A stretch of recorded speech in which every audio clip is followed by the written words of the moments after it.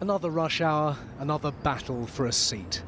And it's cancellations which will reportedly cost Network Rail £70 million in fines. I think they should get fined if they don't meet the targets, as long as those targets are realistic targets. Very crowded carriages and trains that really just aren't big enough to deal with the capacity of travellers on them. They could do with sprucing up a bit, keeping them clean. Network Rail owns and runs the track and the big stations. Stations like Manchester Victoria, which is going to get even bigger, part of £38 billion of spending nationally. The coalition government says it's great news. When you combine what's happening here, the whole Northern Hub project and electrification, a big deal for the north of England, but a big deal for our country, but more importantly, a big deal for the economy as well.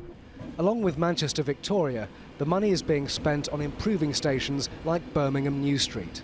There'll be up to 700 more trains every day between the major northern cities, a 20% increase in capacity on London's commuter trains, and £13 billion spent on replacing old track and platforms. At Dawlish, of course, they've had to replace the whole lot. It was the iconic image of the winter storms, and today Network Rail confirmed the line will reopen on Friday. Storms aside, the boss told me they really are victims of their own success. There's been a huge growth in passengers in the last 10 years, up by about 50%.